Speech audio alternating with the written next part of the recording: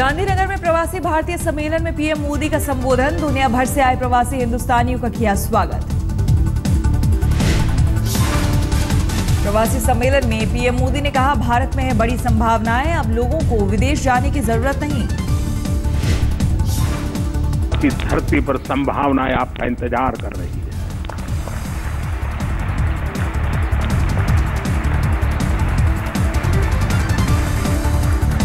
वक्त बहुत तेजी से बदल चुका है। सम्मेलन में प्रधानमंत्री मोदी ने दुनिया में भारत के बढ़ते रुतबे पर दिया जोर। बोले, विश्व को हिंदुस्तान से है ढेरों उम्मीदें। भारत एक नए सामर्थ्य के साथ उठ खड़ा हुआ है और विश्व भारत के प्रति बहुत आशा भरी नजरों से देख रहा है। प्रवासी कार्यक्रम में पीएम मोदी ने कहा, दुनिया के 200 से भी ज्यादा देशों में रहते हैं भारतीय। करीब 80 मुल्कों में लगी है महात्मा गांधी की मूर्ति। और आज शायद दुनिया में 70-80 देशों से भी ज्यादा देश होंगे जहां पर महात्मा गांधी की प्रतिमा लगी हुई है।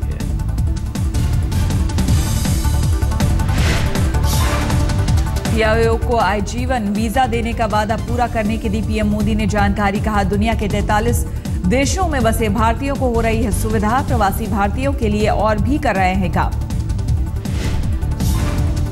पीआईओ कार्ड होल्डर को आजीवन वीजा दिया जाएगा। वो काम हो चुका है।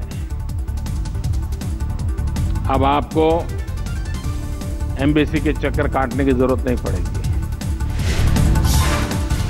पीएम मोदी ने की प्रवासी भारतीयों की तारीफ। कहा, विदेशों में इन्होंने देश का बढ़ाया मान।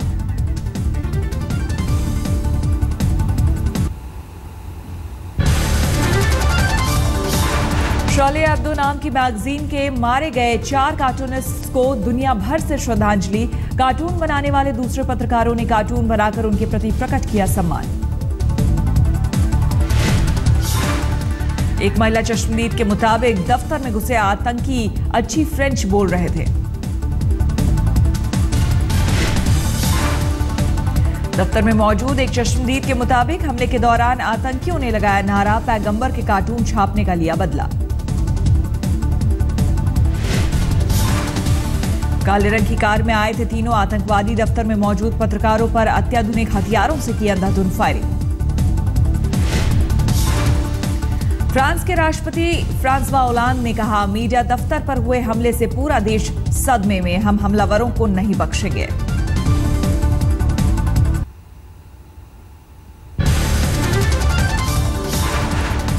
आतंकी वारदात की पल-पल की खबर आप तक पहुंचाने के लिए पेरिस पहुंचा आज तक। घटना के चश्मदीद से की बात।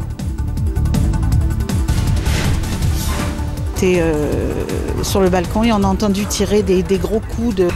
आप इमारत की छत पर खड़े एक शख्स को देख सकते हैं और नीचे सड़क पर। पेरिस में मीडिया दफ्तर पर हुए आतंकी हमले के बाद पूरे फ्रांस में हाई अलर्ट। अहम ठिकानों की बढ़ाई गई सुरक्षा।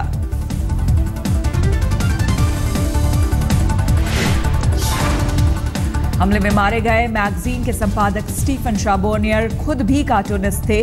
उन्हें भी कई बार मिली थी धमकियां।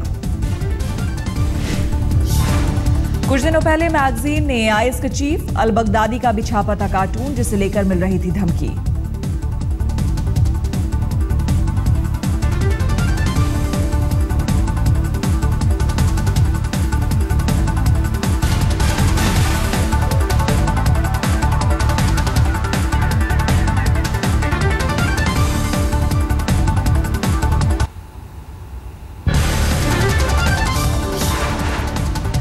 आतंकी वारदात की पल पल की खबर आज तक आप तक पहुंचाने के लिए पेरिस पहुंचा आज तक। घटना के चश्मदीद से की बात।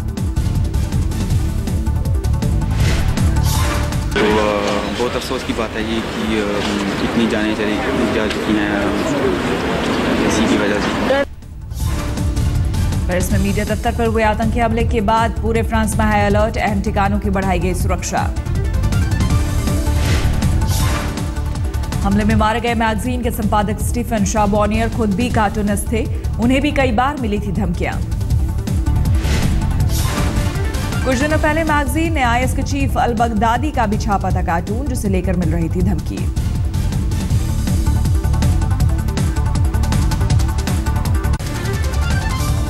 पेरिस में हुए आतंकी हमले के खिलाफ एकजुट हुए लोग, हजारों लोगों ने सड़कों पर उतरकर एक साथ हमले का किया विरोध। हाथों में कैंडल और पेन लहराते हुए लोगों ने किया हमले का विरोध। आतंकी हमले को लेकर लोगों में दिखा गुस्सा। पेरिस में मीडिया दफ्तर पर हुए आतंकी हमले की दुनिया भर में निंदा। अमेरिकी राष्ट्रपति बराक ओबामा ने इसे बर्बर और कायरतापूर्ण कार्रवाई बताया। अमेरिकी राष्ट्रपति ओबामा ने इसे प्रेस की आजादी पर बताया हमला, कहा हम फ्रांस की हर संभव मदद के लिए तैयार। ब्रिटेन के प्रधानमंत्री डेविड कैमरून ने भी पेरिस में हुए आतंकी हमले की निंदा की, कहा सदमे की इस घड़ी में ब्रिटेन फ्रांस की जनता के साथ।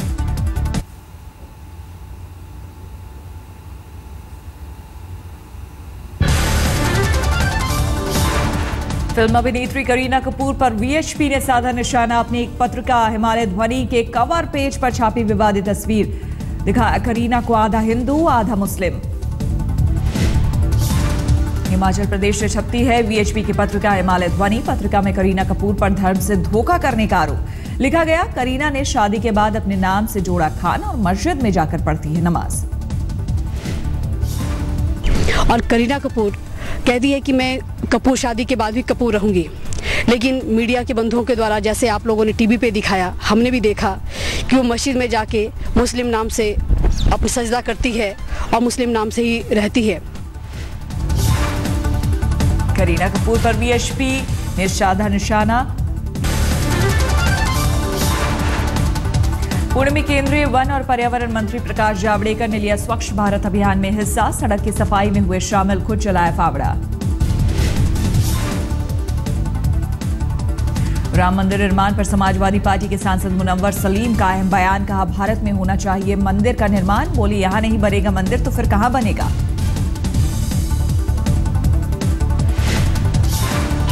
राम मंदिर पूरी दुनिया में बने हुए हैं। अब मलेशिया मुसलमानों का मुल्क है, वहाँ यहाँ से ज्यादा बने हुए, क्यों नहीं बनना चाहिए? कौन माई का लाल रोक लेगा? अगर राम का मंदिर हिंदुस्तान में नहीं बनेंगे तो कहाँ बनेंगे? खुफिया विभाग के मुताबिक सरहद पर फायरिंग में पाक रेंजर्स की मदद कर रही है पाक सेना। अंतर्राष्ट्रीय सीमा पर पाक फौज की मौजूदगी। पाक रेंजर्स को पाकिस्तानी सेना से मिल रहा हथियार। सरहद पार से दागे मोटार के गोलों की जांच से पुख्ता हुआ शक। जम्मू कश्मीर के सांबा सेक्टर में 4 आतंकियों ने की घुसपैठ की कोशिश। बीएसएफ ने मंसूबों पर फेरा पानी। बीएसएफ की जवाबी फायरिंग के बाद वापस पाकिस्तान की ओर भागे आतंकी। बीएसएफ ने पाकिस्तान के साथ रद्द की फ्लैग मीटिंग। पाक रेंजर्स की ओर से फायरिंग के बाद सीमावर्ती गांवों से करीब 10,000 लोगों का पलायन। राहत कैंपों में ली शरण। महाराष्ट्र में मुख्यमंत्री और राजस्व मंत्री एकनाथ खड़से के बीच अफसरों के तबादले को लेकर उभरा मतभेद। अपने मंत्रालय के तबादले से नाराज है खड़से। खड़से ने फडणवीस को लिखा है खत। मंत्रालय के अफसरों के तबादले से पहले उन्हें विश्वास में न लिए जाने पर जताई है नाराजगी। राज ठाकरे की पार्टी एमएनएस को लगा झटका। पूर्व मेयर शुभा राहुल एमएनएस छोड़ वापस शिवसेना में शामिल। अभिनेता संजय दत्त को जाना होगा जेल। पुणे की येरवडा जेल प्रशासन ने फरलो बढ़ाने की मांग खारिज की। फरलो के तहत 14 दिन की जमानत पर येरवडा जेल से छूटे थे संजय दत्त। जेल प्रशासन से फरलो की मियाद बढ़ाने की मांग की थी। दिल्ली के नांगलोई में केजरीवाल की सभा में हंगामा। केजरीवाल को दिखाया गया काला झंडा।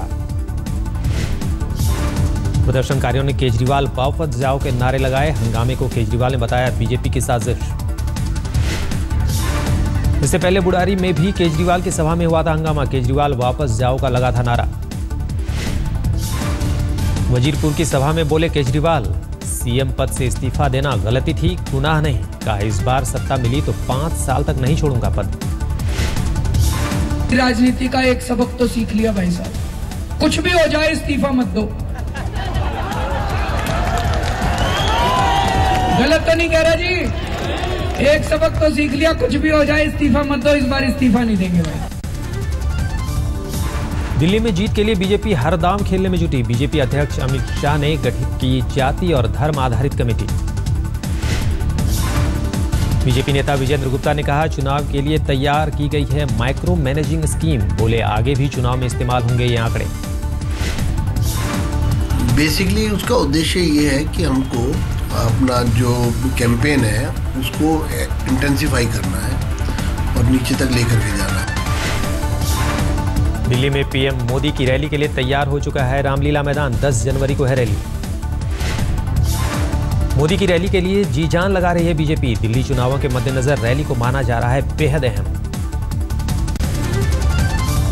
नई दिल्ली एयरपोर्ट में मेट्रो स्टेशन पर तैनात सीआईएसएफ के कांस्टेबल ने खुद को मारी गोली। अस्पताल में डॉक्टरों ने मृत घोषित किया। मेट्रो स्टेशन के गेट नंबर 4 पर तैनात मुकेश कुमार ने AK-47 से खुद को मारी गोली। पुलिस मामले की जांच में जुटी। दिल्ली यूपी बॉर्डर पर युवक की चाकुओं से गोदकर हत्या। आधे घंटे तक तड़पता रहा युवक। मदद के लिए कोई नहीं आया आगे। बेंगलुरु में 8 साल की बच्ची से यौन शोषण के खिलाफ लोगों ने जमकर किया हंगामा। हंगामे के दौरान पुलिस ने किया लाठीचार्ज। यौन शोषण का आरोपी स्कूल का फिजिकल ट्रेनर गिरफ्तार, लेकिन घटना को लेकर लोगों में अब भी गुस्सा। दिल्ली के अलीपुर में वैन और ट्रक की टक्कर। हादसे में एक शख्स की मौत, 9 लोग घायल।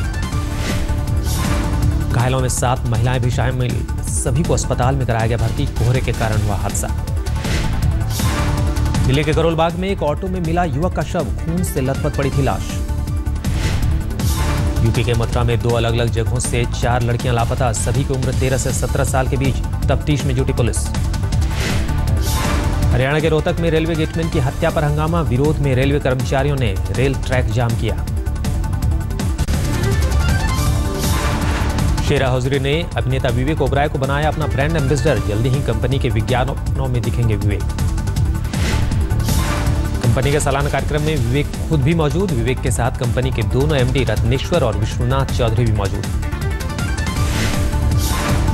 New ambassador for Shera and Chaudhary परिवार जो है इन्होंने हमेशा मुझसे यही कहा कि आप सिर्फ हमारे एम्बेसडर नहीं बल्कि इस शेरा परिवार के एक सदस्य बन के जुड़ रहे हैं हमारे साथ में। इस कार्यक्रम का मुख्य आयोजन इसलिए किया जाता है कि हमारे विक्रेता उत्साहित हों और आगामी वर्ष की जो कार्य योजना हो, बीते वर्ष का जो कार्य हुआ हो, उन तमाम चीज़ों की समीक्षा की जाए। अपनी फिल्म शराफत गई तेल लेने के प्रमोशन में जी जान से जुटे अभिनेता जायद खान बुधवार को नोएडा के स्पाइस मॉल में किया प्रचार।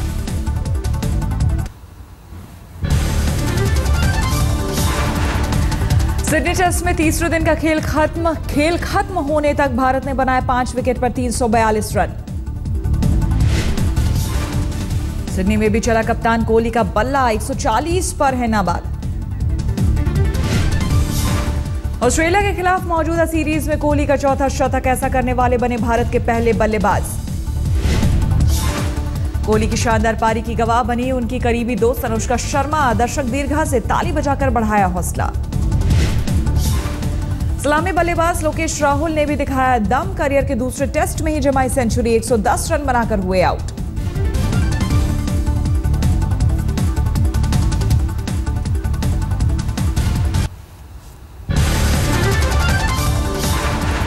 लोकेश राहुल ने बनाया अपना पहला टेस्ट शतक। कोहली के साथ तीसरे विकेट के लिए जोड़े 141 रन। रोहित शर्मा ने जमाई हाफ सेंचुरी। 53 रन बनाकर हुए लॉयन की गेंद पर बोल्ड।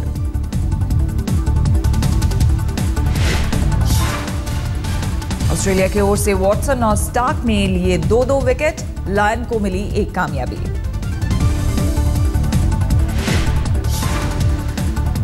ऑस्ट्रेलिया की पहली पारी से अभी भी 230 रन पीछे है टीम इंडिया। फॉलो ऑन बचाने के लिए चाहिए 30 रन। कल है मैच का चौथा दिन। 4 टेस्ट मैचों की सीरीज में 0-2 से पीछे है भारत।